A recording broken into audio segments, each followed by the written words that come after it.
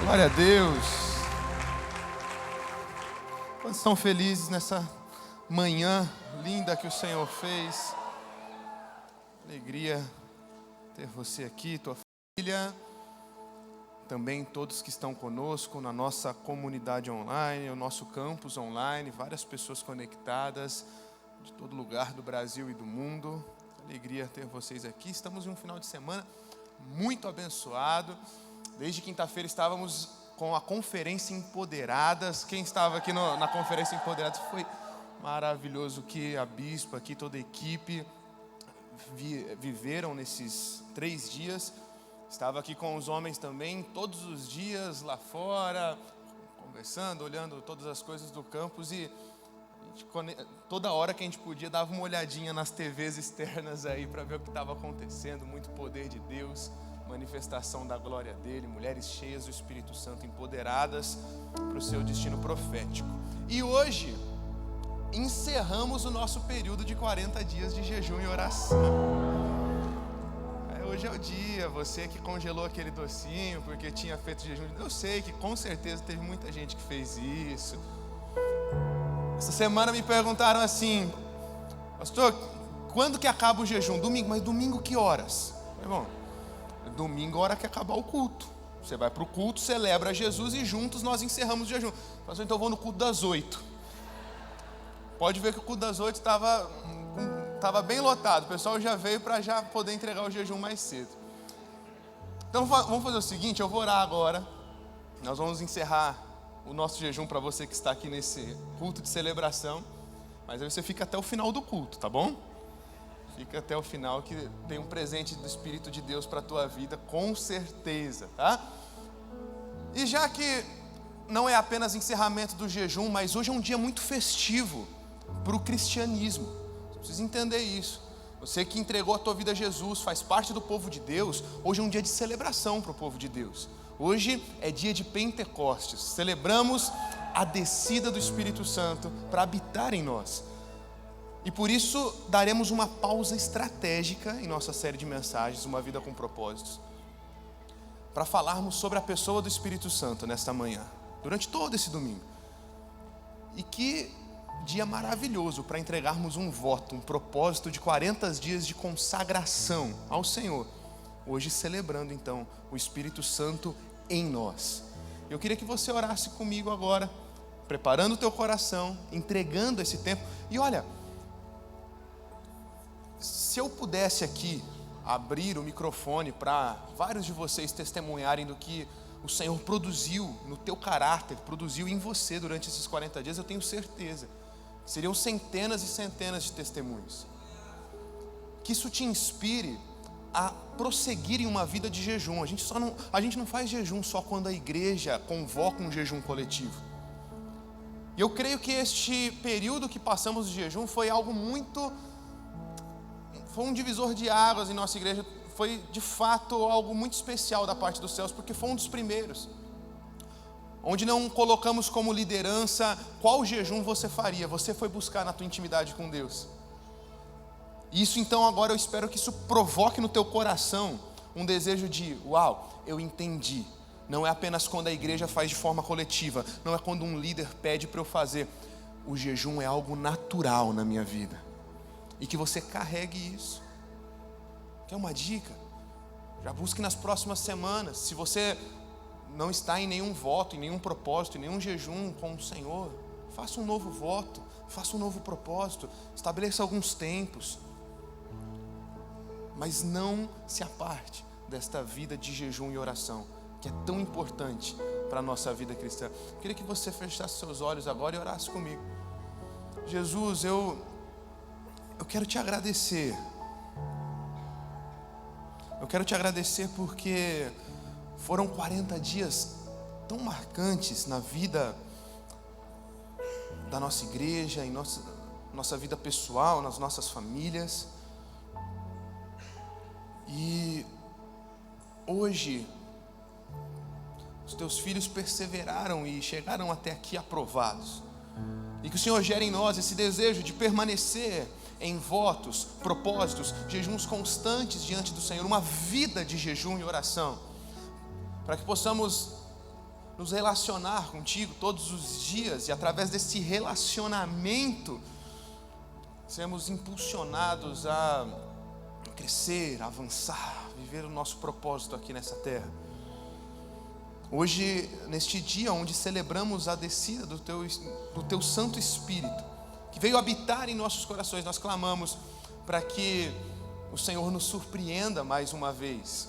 Que nessa manhã o Senhor tenha liberdade para se mover aqui em nós e através de nós. Eu declaro que o Senhor vai liberar curas, milagres, que o poder do teu Espírito nos envolva, que a tua glória nos envolva nesse lugar e nos leve a experimentar grandes coisas contigo. Te agradeço por tudo aquilo que o Senhor já fez durante toda essa semana, por o que o Senhor está fazendo e aquilo que ainda fará em nós e através de nós. Nós estamos com expectativas altas em nosso coração para receber da tua palavra, da manifestação do teu poder e da tua glória. Oramos assim em teu nome. Amém e amém. Você pode aplaudir a Jesus mais uma vez?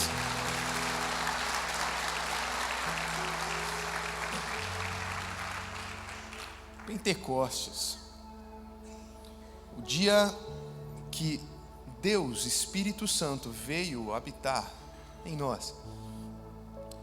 Você já entendeu, você já aprendeu que o Espírito Santo ele não é uma força mística, um Deus mirim. Ele é Deus. Em essência, Deus Pai, Deus Filho e Deus Espírito Santo são um só Deus, em três pessoas distintas. E o que faz do Espírito Santo uma pessoa é porque a própria palavra diz que ele tem emoções, ele se entristece, ele tem ciúmes de nós, ele intercede por nós. Hoje celebramos o momento onde em todo o Velho Testamento é profetizado que aconteceria isso. Você vê no livro de Joel palavras sobre os dias que viveríamos hoje. Dias esses que quando Jesus está subindo aos céus, ele diz: olha, vocês não ficarão órfãos, eu vou rogar ao Pai e ele vai enviar o Consolador, o Espírito da promessa. E ele diz o mundo que é o mundo sistêmico, aqueles que não nasceram de novo, aqueles que não se tornaram filhos. E eu posso falar isso tranquilamente, porque nas últimas semanas falamos insistentemente sobre o poder de se tornar filho, o poder de uma escolha de pertencer a uma família. Esses não podem receber mais vocês. E quando ele fala vocês, ele está falando da igreja, ele está falando dos filhos e filhas de Deus, eu e você aqui nessa manhã. Ele fala: vocês receberão esse poder. Poder que na palavra original é dunamis, um poder explosivo. E quando esse poder explosivo vem, é justamente isso que ele gera na igreja. Você conhece Atos capítulo 2, o dia de Pentecostes, eles estavam reunidos, os discípulos, depois de verem Jesus já ressurreto e Jesus já tinha subido aos céus, depois de alguns dias eles estão lá perseverando em oração. De repente o Espírito de Deus vem sobre toda a carne. E aquele poder explosivo começa a se manifestar. Curas, milagres, sinais, maravilhas, pessoas se achegando à igreja do Senhor Jesus Cristo. E hoje, esta mesma experiência, este mesmo Espírito está disponível a todos nós. E é isso que estamos celebrando. Imagine que de toda a criação que é bela, que é maravilhosa, que é perfeita, entre todos os lugares onde Deus poderia habitar, Ele escolheu habitar no seu coração. Uau! O Deus Criador de todo o universo, o Deus Todo-Poderoso, que tem toda a glória, todo o poder, Ele escolheu habitar não em templos feitos por mãos humanas. Ele não habita num templo, numa parede de concreto como essa, numa caixa de concreto como essa. Ele habita no meu e no seu coração. É isso que nós estamos celebrando nessa manhã.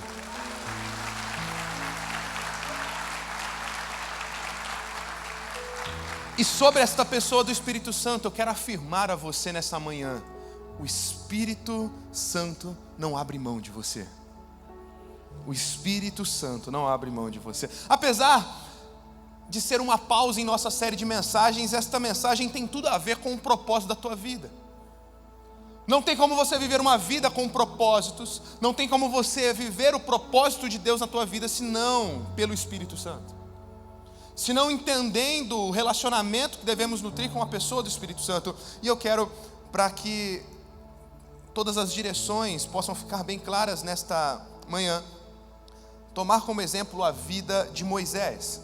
Êxodo capítulo 3, versículo 2, diz assim: ali, o anjo do Senhor lhe apareceu numa chama de fogo, que saía do meio de uma sarça.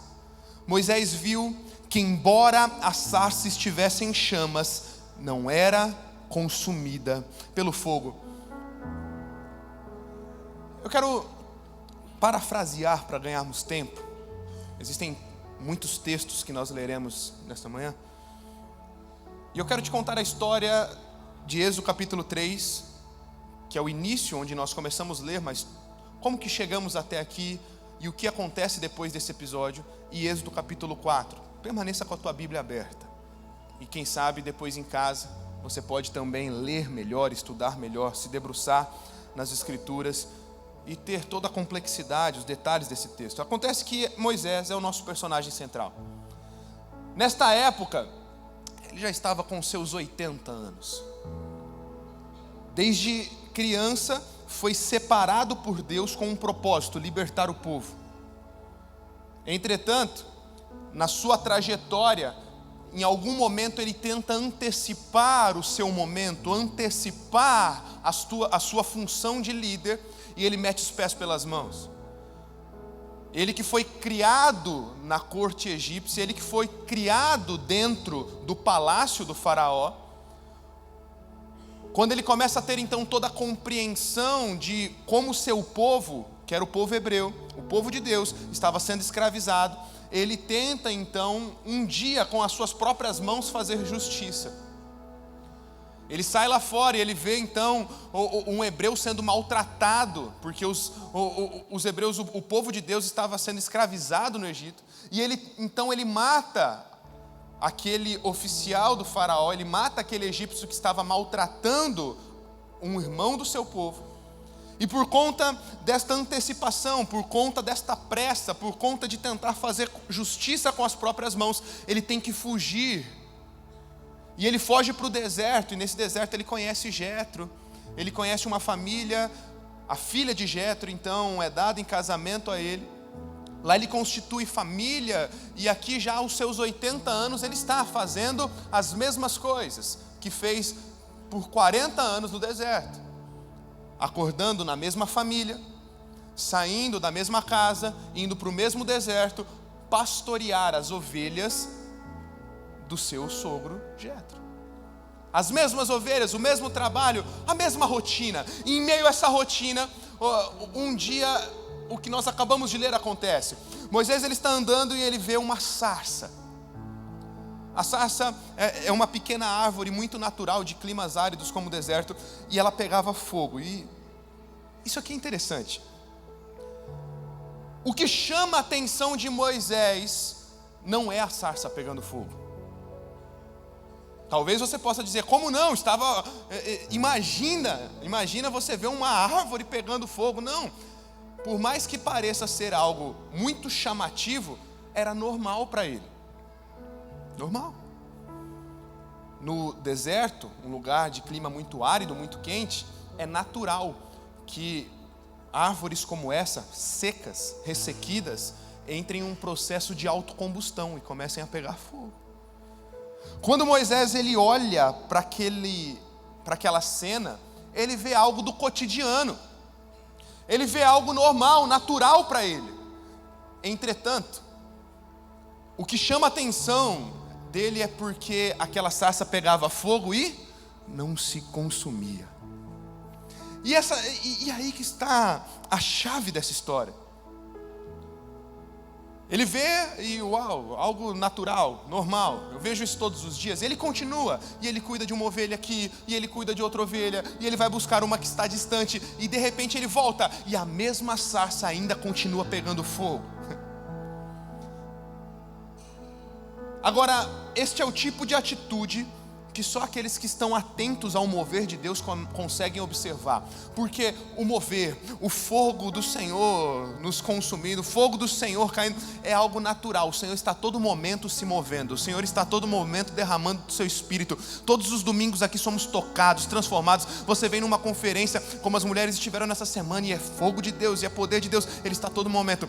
Mas aqueles que estão conectados com Ele, descobrem que não é apenas sobre ver aquilo na rotina, mas é permitir que dentro desta rotina você também descubra os momentos onde Deus quer falar algo diferente ao teu coração, os momentos onde o Senhor quer te chamar para uma intimidade mais profunda, a ponto que você queime até o fim, porque o sucesso de curto prazo não impressiona a Deus. O sucesso daquela sarça não foi queimar, foi queimar e não se consumir. Era um fogo constante. É este fogo constante do Espírito que deve queimar em nossos corações.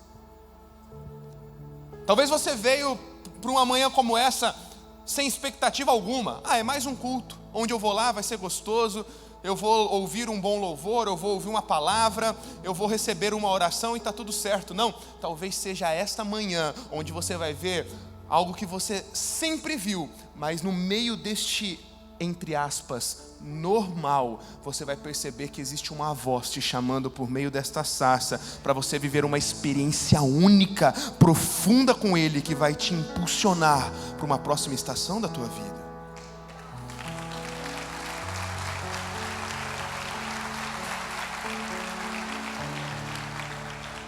E de repente então ele se aproxima, e aí você conhece a história.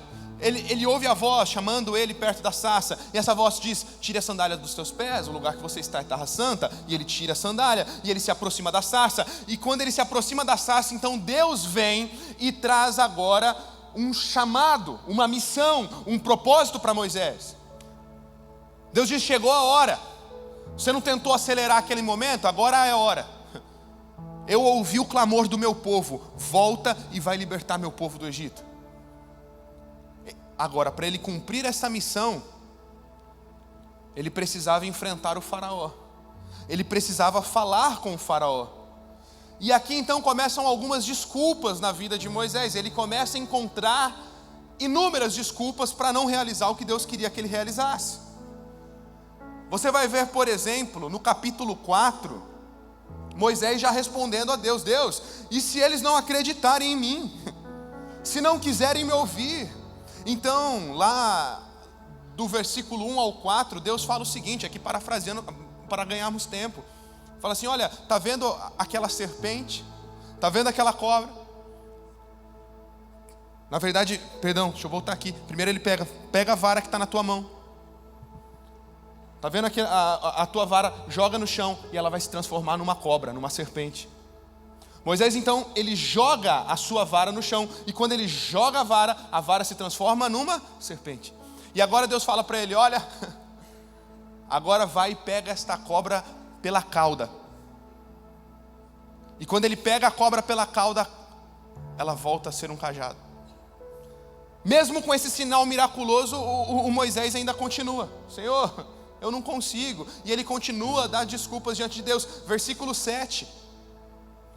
Versículos 6 e 7, agora Deus dá outra experiência sobrenatural para ele. Ele fala: olha, pega a tua mão e coloca no peito. Quando ele coloca a mão no peito, a mão dele está leprosa. E aí Deus fala: coloca a mão de volta no peito. E a hora que ele coloca a mão de volta no peito, a mão está totalmente limpa novamente. A mão está totalmente curada. Se não bastasse todos esses sinais, quando eu olho no versículo 10, acompanha aí a leitura comigo, o Moisés vira para o Senhor e diz: Senhor, eu nunca tive facilidade para falar, nem no passado nem agora que falaste ao teu servo, eu não consigo falar bem. Versículo 11, disse-lhe o Senhor: quem deu boca ao homem? Quem fez surdo ou mudo? Quem lhe concede vista ou torna cego? Não sou eu, Senhor? Agora pois vá, e eu estarei com você ensinando-lhe o que dizer.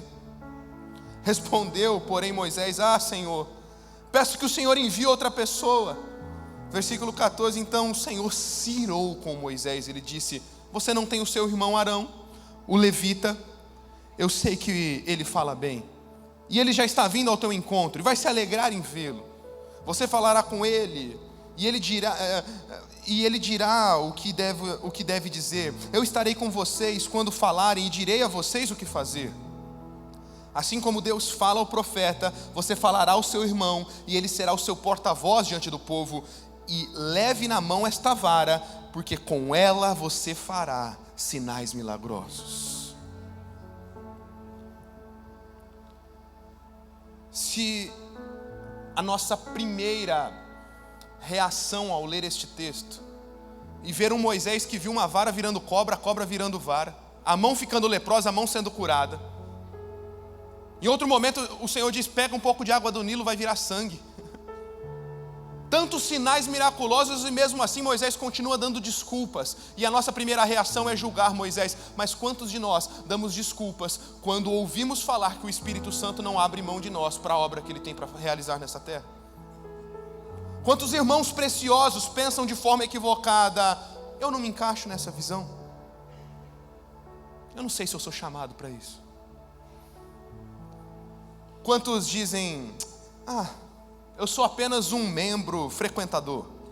Para ser líder, para ser alguém usado por Deus, precisa ter algo especial, precisa ser alguém mais bonitinho, um chamado especial. Para mim tá bom sentar todos os domingos aqui e frequentar uma linda celebração. Eu não sei falar, eu sou muito tímido. Essa eu usava bastante.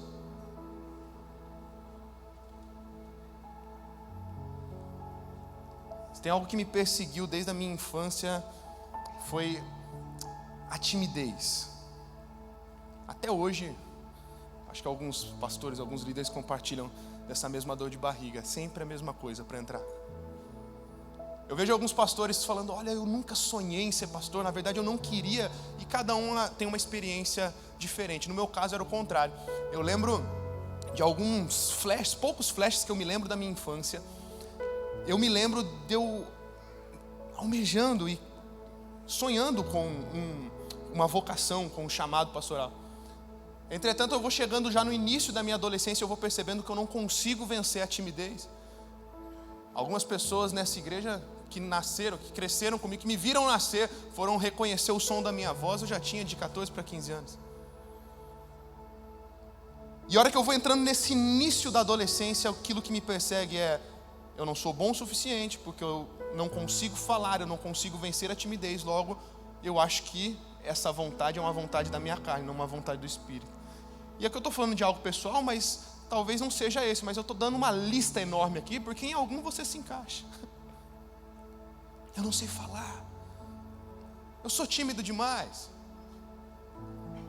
eu gostaria muito de ser um líder, mas o pastor nem sabe que eu existo. De fato, acontece, né? A gente, às vezes está no mercado, está em algum lugar, às vezes eu vou até de fone, assim, parece até que é mal educado. Aí de repente eu só vejo uma mão cutucando assim, aí a gente, que legal, você tem frequentado lá, começou agora? Não, pastor, faz 5 anos já que eu estou participando da igreja. Que bênção, de fato,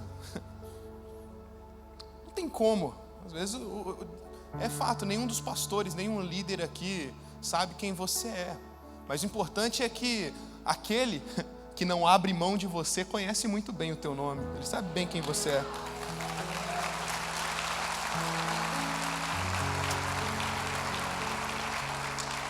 Sou muito novo, pastor, eu acabei de entrar na igreja, deixa eu ficar uns 10 anos cursando teologia aqui, depois quem sabe eu possa contribuir de alguma forma para o avanço do reino.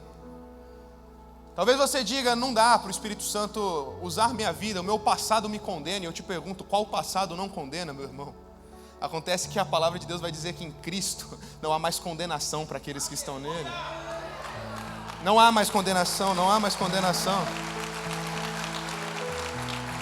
Não tenho tempo, tenho outras prioridades. E aqueles que dizem, eu tenho medo de ficar bitolado. Esses crentes começam muito nessa parada de o Espírito Santo vai me usar, eles ficam bitolados, não saem da igreja. Seja bem-vindo a um grupo de bitolados, já já você vai ser um deles. Não terei mais tempo para nada. Eu poderia passar o restante da mensagem somente reproduzindo algumas desculpas que nós ouvimos a todo momento, onde pessoas tentam se esquivar diante de um chamado de Deus para todos nós. E a direção de Jesus é: busquem, pois, em primeiro lugar o reino de Deus e sua justiça, e todas essas coisas serão acrescentadas a vocês. Busquem em primeiro lugar o que, igreja? O reino. O reino. A igreja pertence ao reino, mas o reino não se resume à igreja. Porque quando eu falo de primeiro reino, talvez você diga: então eu estou fazendo isso certo. Eu venho, eu faço, eu estou todos os dias na igreja, eu estou todos os domingos, eu trabalho em vários cultos no domingo. Ok, tudo isso aí faz parte da vida cristã. Acabei de falar dos bitolados, que amam tanto Jesus que começam a trabalhar, a se envolver. Mas eu não me envolvo e eu não trabalho para tentar cumprir o meu propósito, porque o meu primeiro propósito é amar a Deus e conhecê-lo. A gente já aprendeu isso nas últimas mensagens. Quando eu falo do reino, eu falo sobre algo muito maior. Eu começo então agora a mergulhar dentro de uma igreja local, porque eu entendi o valor do reino, eu entendi o que é buscar o reino, e por consequência ao que Cristo fez por mim, eu me entrego à sua noiva. Então agora eu começo também a servir na igreja, amar a igreja e viver a igreja. Mas o reino é muito maior, então eu começo a entender que não é apenas eu vir a uma igreja todos os domingos, dar meu dízimo, dar minha oferta, ouvir um bom louvor, ouvir uma boa mensagem, que está me conectando ao meu propósito, que está me conectando ao chamado do Espírito Santo para mim. Reino é muito mais amplo.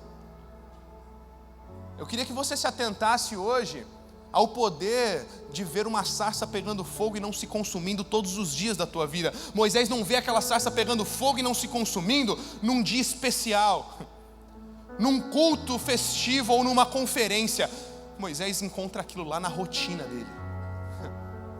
Ele estava acordando no mesmo horário para pastorear as mesmas ovelhas no mesmo deserto. E eu quero declarar que em meio à tua rotina, em meio aos teus mesmos afazeres, amanhã, quando você acordar no mesmo horário de sempre, para fazer as mesmas coisas de sempre, para ver as mesmas pessoas no mesmo trabalho, a glória de Deus vai te inundar, a presença de Jesus vai te abraçar, e essa sarça que pega fogo e não se consome vai te levar a viver os propósitos de Deus. O Espírito Santo, ele não está à procura de pessoas capazes, só de corações totalmente comprometidos com Ele. Quebrantamento, humildade, obediência são coisas que o Espírito espera de nós. Há uma frase muito falada, e é frase, tá, meu irmão? Não é versículo não. Tem gente que fala aquele versículo bonito: Deus não escolhe os capacitados, capacita os escolhidos. Não é versículo, mas tem um princípio bíblico por trás dele. Não à toa, quando Jesus está partindo, ele diz: receberão poder quando o Espírito vier sobre vocês, e serão minhas testemunhas. Para ser testemunha, para fazer o que o Senhor espera de você, para cumprir o teu propósito, você precisa do Espírito Santo. É nisso que nós dizemos que Ele não está à procura de pessoas 100% capazes, mas se o teu coração for totalmente rendido e comprometido, é esse Espírito dele em você que te capacita a cumprir a grande comissão, que te capacita a viver o teu propósito e o teu chamado.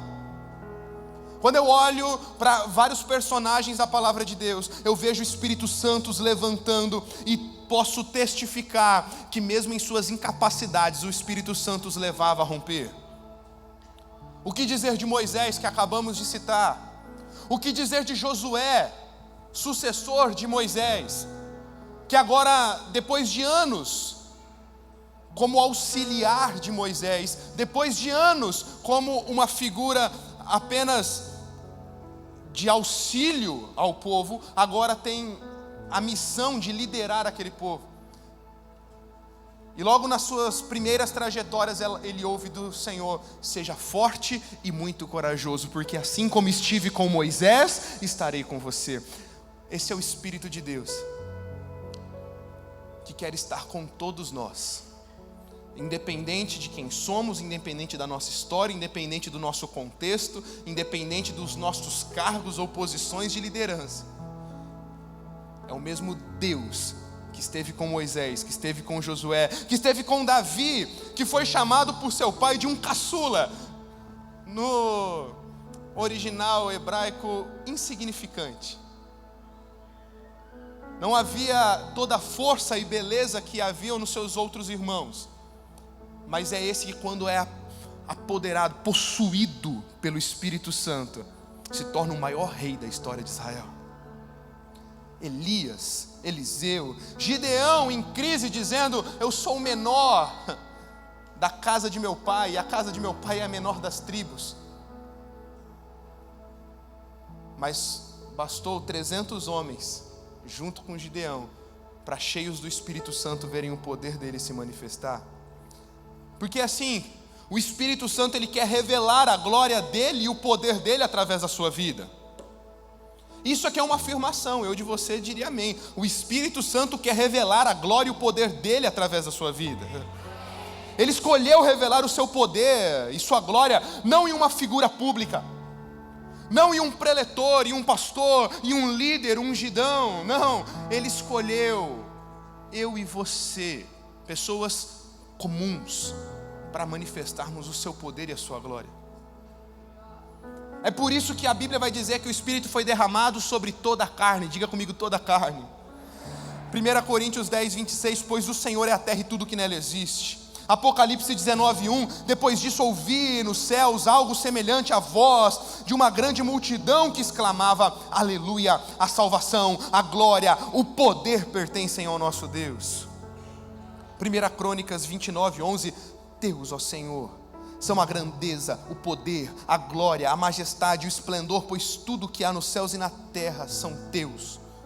Teu, ó Senhor, é o reino, tu estás acima de tudo, e Ele, nessa soberania, Ele escolheu compartilhar esta autoridade conosco, para que possamos carregar da sua glória e do seu poder.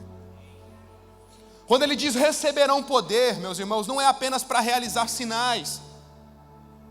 Esse mesmo poder que nos leva a operar sinais é o mesmo poder que nos transforma de dentro para fora. O poder não é só para quando estamos reunidos num templo como esse. Inclusive, desconfie de quem diz manifestar poder, mas não tem um caráter aprovado por Jesus.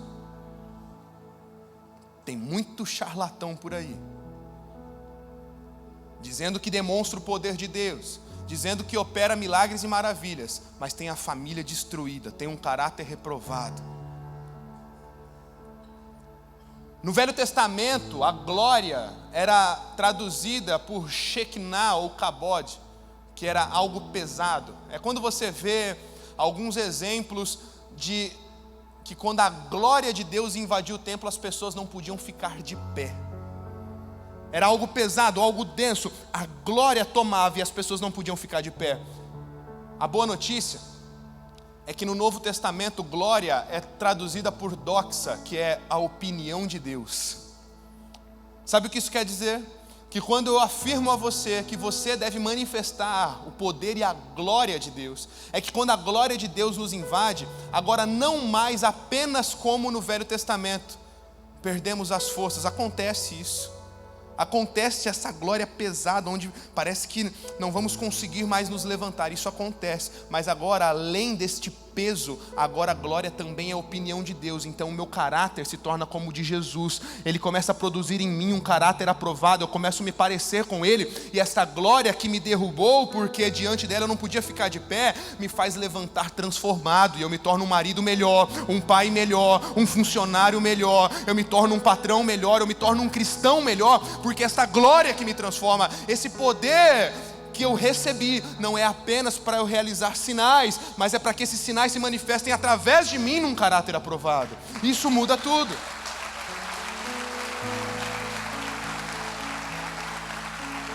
E obviamente, com esse caráter aprovado, há credibilidade então nos sinais, e esse poder começa a se manifestar em todos os ambientes. Não só num culto como esse, não só numa conferência, não só num face a face, não só em uma vigília. Mas eu começo a ver inúmeros testemunhos. Essas últimas semanas mesmo estava recebendo testemunhos de adolescentes de 14, 15 anos, que estão com os seus GRs, que são as nossas missões escolares, a galera aí dos GRs. E esses adolescentes dizendo que estão na educação física, de repente o moleque vai e cai no chão e bate a perna e machuca, fica até sem ar. E agora os professores vão chamar ambulância, vamos chamar enfermaria, e esses adolescentes, não precisa chamar ninguém. Esses adolescentes vão lá e começam a orar para aquele rapaz, e aquele rapaz retoma o fôlego na hora e volta a jogar bola como se nada tivesse acontecido.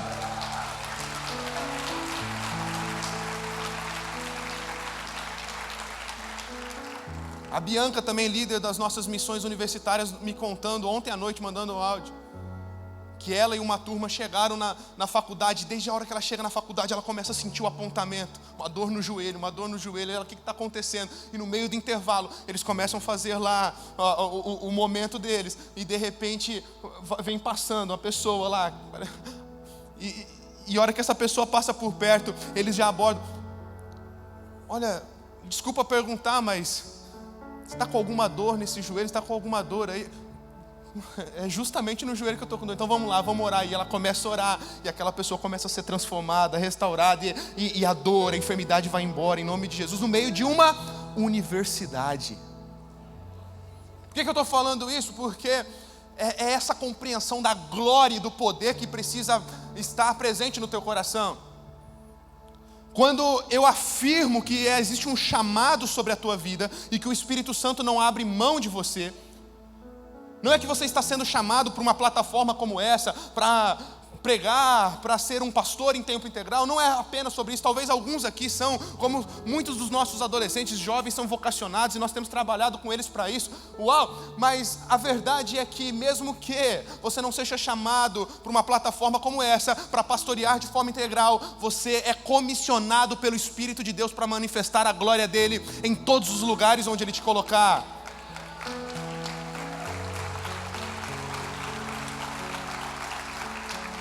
E aquilo que você recebe, os sinais e milagres que você vai ver, inclusive nessa manhã acontecendo, é só para ativar a tua fé, para que amanhã você comece a colocar em prática todas essas coisas e saber, uau, se Deus tem usado um adolescente de 14 anos para curar nas suas escolas, eu também posso no meu ambiente de trabalho, eu também posso na minha casa, eu também posso em tudo aquilo que o Senhor está colocando na minha vida.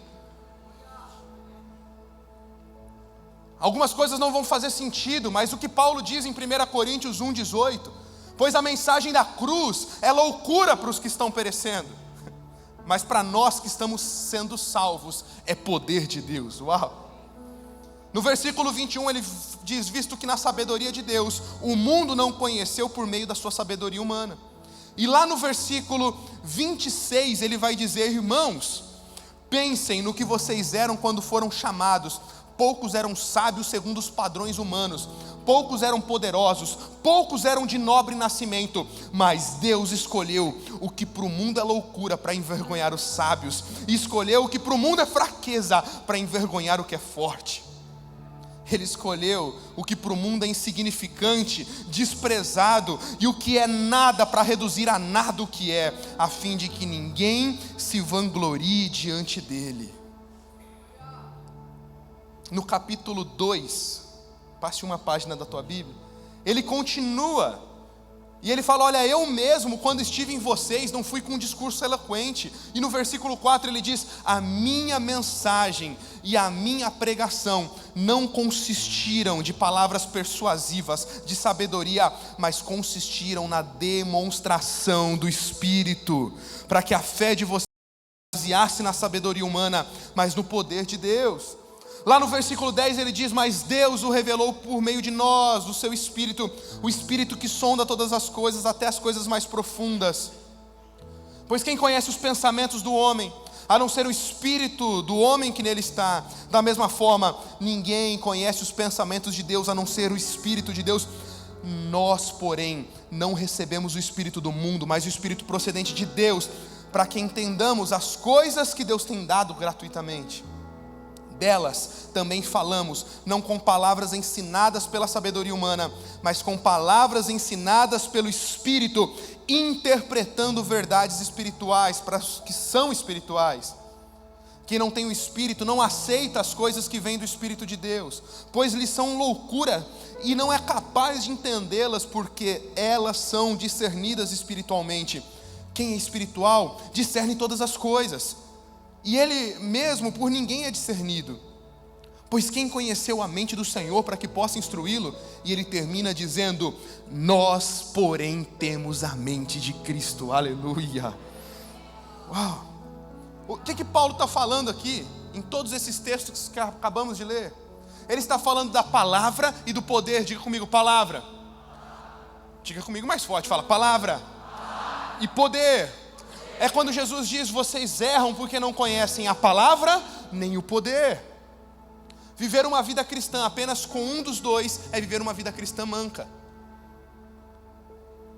O Senhor nos chama para vivermos na palavra e no poder, porque o apóstolo Paulo vem dizer: é no poder que vocês vão discernir a palavra, e é na palavra que vocês vão manifestar o poder de forma correta, aprovada e com um caráter aprovado. É isso que nós vamos viver nessa manhã. Eu poderia ficar horas e horas discursando, falando sobre a teoria, mas teoria não vai mudar nada no teu coração. Eu prefiro dizer que se você abrir teu coração para as verdades dos céus ao teu respeito, nessa manhã você vai sair transformado e empoderado pela glória e pelo poder dele.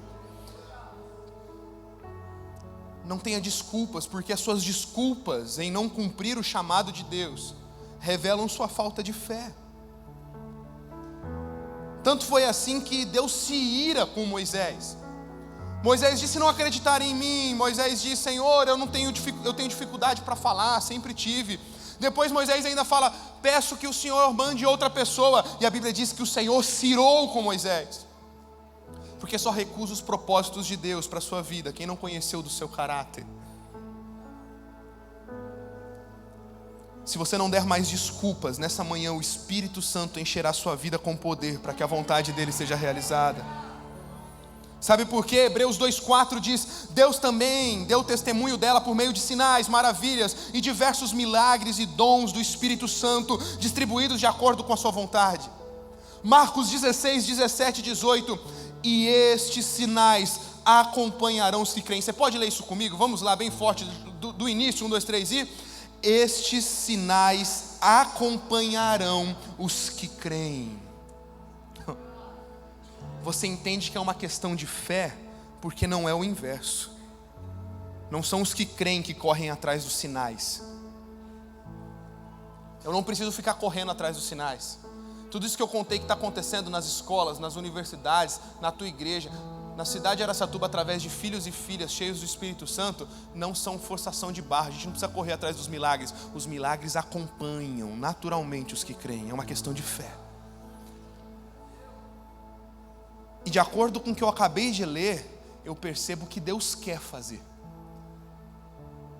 Ele que mandou curarmos os enfermos. Ele que mandou expulsarmos os demônios. Ele que mandou anunciarmos que o dia do Senhor está próximo. E se Ele mandou fazer, é porque a parte dele Ele já fez. Deus não nos colocaria uma enrascada em nos pedir algo que Ele mesmo não contribuiu e não fez a parte dele para isso. O que depende de Deus já foi liberado sobre as nossas vidas nessa manhã. Só depende de nós. Porque até pessoas para te ajudar, Ele já comissionou, o Espírito Santo já chamou outros para te ajudar, porque a gente não realiza a obra de Deus sozinhos. Não há poder nenhum no isolamento. Não acredite em ministério isolado. Pessoas que andam sozinhas não são parecidas com Jesus. E é por isso que nessa missão de manifestar a glória e o poder dele, você pode agora olhar para o teu lado e ver o tanto de mãos amigas e ajuda que o Senhor já comissionou para juntos cumprirmos a missão dele nessa terra. E sabe, o Espírito Santo sempre, sempre, sempre estará à sua frente. O Espírito Santo sempre estará à sua frente. Sabe o que eu gosto? que quando Moisés tenta falar, Senhor, eu não falo bem, a resposta de Deus é uma voz de muitas águas trovejando. Quem que deu boca ao homem, Moisés? Quem que fez o surdo ouvir? Quem concede vista ao cego? Não sou eu, Senhor? É uma pergunta retórica. Agora vá, porque eu estarei com você.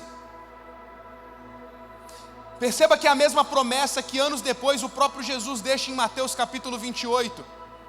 Ele nos dá a grande comissão: vão por todo mundo, discipulem pessoas, discipulem nações, ensinem-os a obedecer o que eu ordenei. Só que ele termina dizendo: e eu estarei com vocês.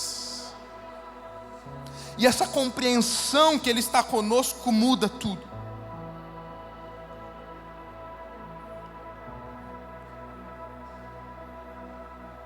Sabe aquela dificuldade no casamento? Você já tentou todas as estratégias possíveis e nada funcionou.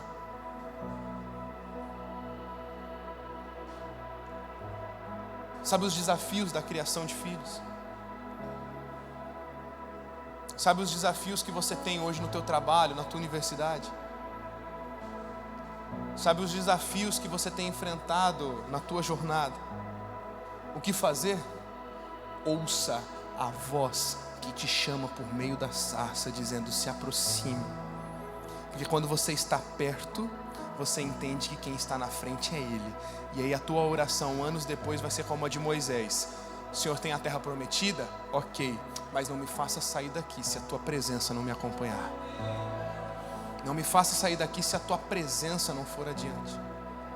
Hoje, o que o Espírito Santo de Deus nos oferece é poder,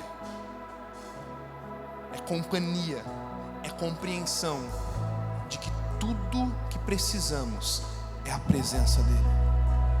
Porque se a presença dEle for real, se a presença dEle for o bem mais precioso que temos,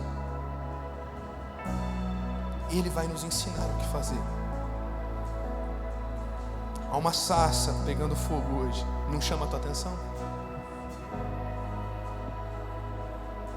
Lembre-se que o que chamou a atenção de Moisés, ou melhor, o que fez com que Moisés tivesse um dia onde a história dele foi marcada em antes e depois, foi que ele estava atento a algo que estava acontecendo no seu cotidiano.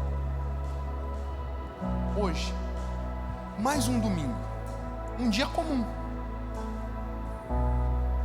Comum para aqueles que não estão percebendo, mas para aqueles que estão atentos, existe um poder te chamando para mais perto nessa manhã. E aqueles que forem apaixonados, e aqueles que forem atentos e dispostos e disponíveis, vão experimentar. Fica no seu lugar.